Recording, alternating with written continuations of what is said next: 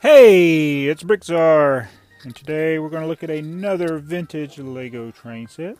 This is set 116, which apparently was a fairly common train. It was a motorized train, and this is, in my opinion, the most dangerous train set ever made, or at least mine was. It almost burnt my house down, I think. The battery box, which I have replaced. This is the original battery box. Almost caught on fire. It got so hot. It literally melted the batteries. In fact, I'm holding them and they are still hot. They still have juice in them, but they about exploded. They got so hot. See that again? So anyway, and I'll show you that at the end of the video. When I first did this test run, I'll need to get a different motor for this one, and the train rims on this train are worn out and they just don't have much traction, and the wheels don't roll good on the passenger car, so it make it hard to pull. So this is a 5-car train. You got the engine, you have the battery box, which is the tender, you have the mail car, you have a passenger car, and you have a flat wagon. So that's your cars that you get with this set. And there was something else neat about this set. Or maybe not neat, but unique, especially compared to modern sets. Alright, I have a partial box for this set. I actually think this is the bottom of the box. Could be the top. I think it's the bottom. And this set came almost fully assembled. There's the styrofoam tray on the inside, and I'll show you what it looks like in the box. Everything was assembled except for the track. Alright, and this is what it would have looked like in the box. You got your locomotive and your cars all in their nice little space. So I guess it was designed to just be like a train set, like you'd buy an HO scale train set, and it's already ready to go. You just put the batteries in, build the track, and there you go. But there was no fun in building it. But we do have instructions. I'm not sure if this version had the instructions or if it was later versions, but this one is built the same way as the instructions show here. Now the battery, this is what the motor looks like. It's this type of motor. Later they made a motor that was shorter, and there's actually several different versions of these motors, depending on where the pins are located and things like that. So you can use, what I might do, I think this is like 2 plates shorter. I could use the newer version in the train set and just stack 2 plates on top of there, like 4x8 plates, or whatever plates necessary to make it work. Everything, all the other dimensions seem to work out. That one, it had some slippage because of the rims being old, and there was not good traction. But this is set from 1968 when it was first produced. There's not a lot of other pictures on there. So that's 60s hair, not 70s hair. Alright, and I should point out one other thing, is that this track is not the way it would have come from LEGO. In fact, you can tell because I still got the track in the box. They would have only used the ties at the joints, not in the middle. I've had this one from a previous set that I was doing. I just don't feel like rebuilding the track every time I do one of these vintage ones. But yeah, it would have just had, the joints would have been the only place you had the track. So here with the baggage car, or the mail car, I guess it's mail car. This is the harder to find pieces, the 1x4 bricks with the printing on there, not stickers.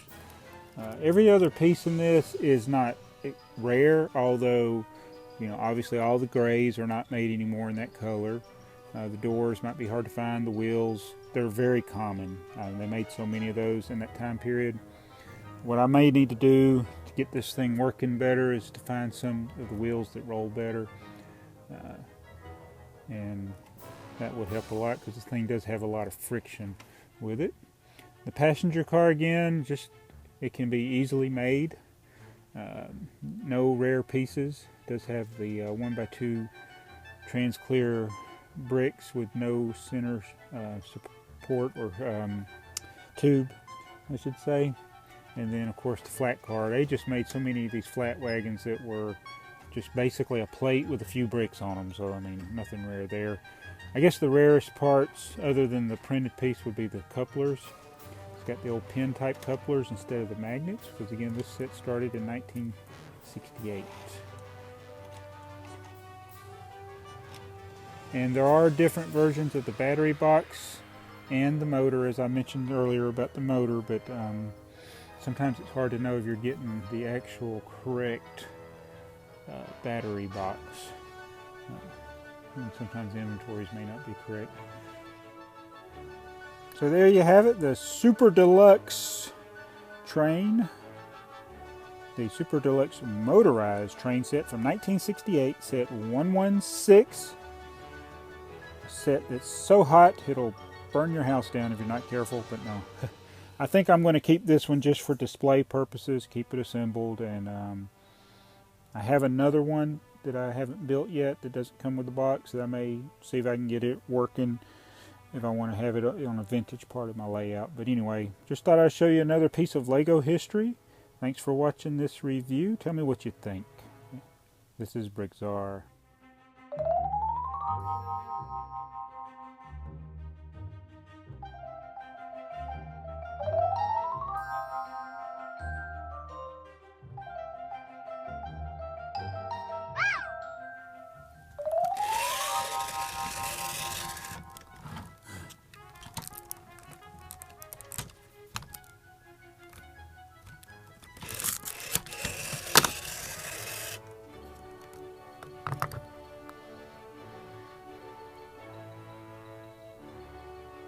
That's interesting. Alright, my battery pack was getting hot. Oh, God. What happened? Whew. So apparently there is a short circuit in here. Good grief. Look at that. It melted the and they're hot to touch.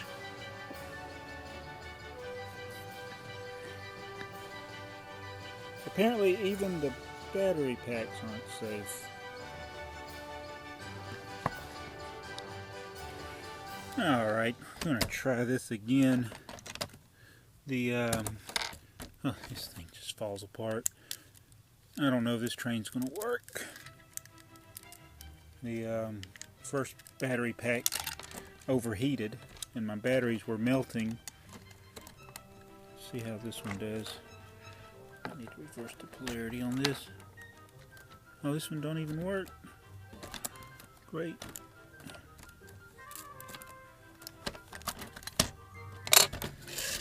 Oh, there we go.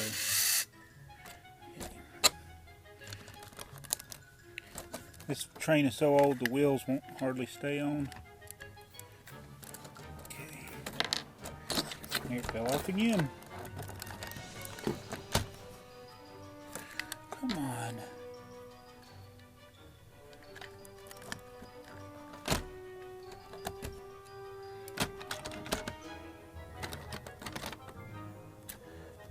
If this thing makes it around one time, I'm going to be thrilled. Okay. Let's try it. Oh, come on.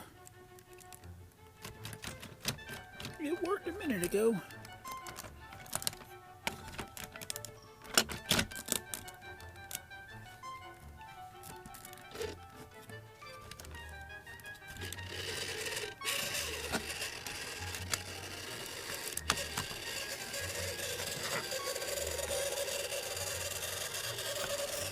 That's full speed.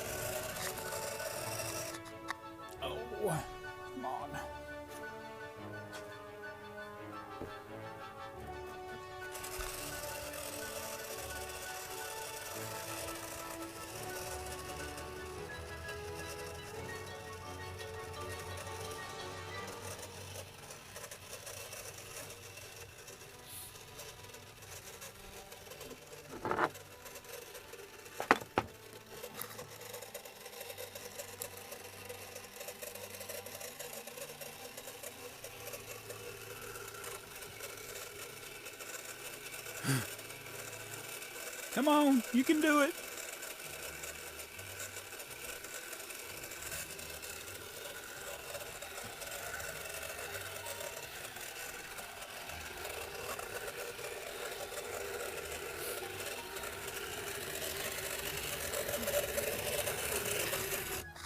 Oh, come on.